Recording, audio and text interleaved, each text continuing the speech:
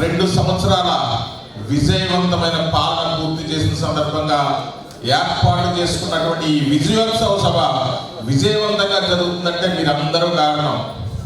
ముందుగా మీ అందరికి కూడా మరొకసారి నా ధన్యవాదాలు తెలియజేస్తూ, మీ అందరికీ తెలుసు గౌరవ ముఖ్యమంత్రి నారా చంద్రబాబు నాయుడు గారు, ఉప ముఖ్యమంత్రి పవన్ కళ్యాణ్ గారు వీరందరి సారథ్యంలో రాష్ట్రం ప్రగతి పదంలో దూసుకుపోతుంది అనే విషయం మీరు అందరూ కూడా గమనించారు. దీనికి కారణం మన గౌరవ ప్రధాని గారి మోడీ గారి ఆశీస్సులు.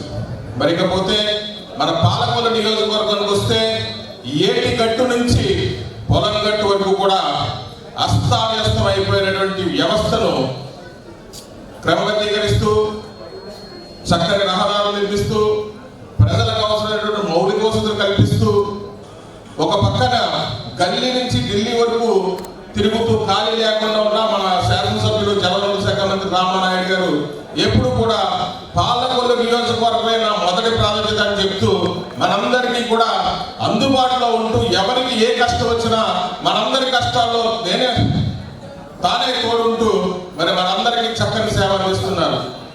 రాష్ట్రంలో ఎక్కడా లేని విధంగా కేవలం 2 సంవత్సరాల కాలంలోనే 14 కోట్ల రూపాయలు ముఖ్యమంత్రి సహాయ నుంచి తీసుకొచ్చి ఎవరైతే ఆర్థికంగా రోగగ్రస్తులైనటువంటి వ్యక్తులకు ఎవరైతే ఆర్థికంగా ఇబ్బంది పడుతున్నారో వాళ్ళందరికీ కూడా సీఎం రిలీఫ్ ఫండ్ ద్వారా సహాయ సహకారాలు అందించిన విషయం మీరు అందరూ కూడా తెలుసుకోవాలి.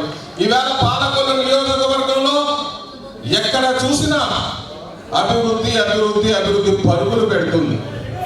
దానికి ప్రధానమైన కారణం మన శాసనసభ్యులు రాష్ట్ర జలవనరుల శాఖ మంత్రులు డాక్టర్ నిమ్మల రామానాయుడు గారు అనే విషయాన్ని మీరు అందరూ కూడా గుర్తుంచుకోవాలి.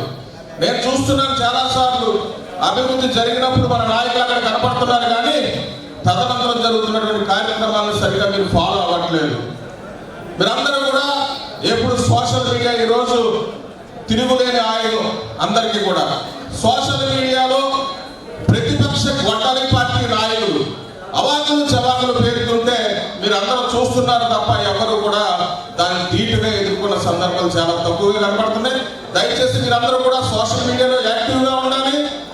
మరి ఏదైతే రామానాయుడు గారు చేస్తున్న డెవలప్మెంట్కి మీరందరూ సహాయ సహకారాలు అందిస్తే ఆయన మరింత వేగంగా మన ప్రాంతాన్ని అభివృద్ధి చేస్తారన్నలో మీకు ఏ విధమైన సందేహం లేదని తెలియజేస్తూ, మరి సమయాభావం వల్ల నాకు ఇచ్చిన అవకాశానికి ధన్యవాదాలు తెలియజేస్తాను. Thank you.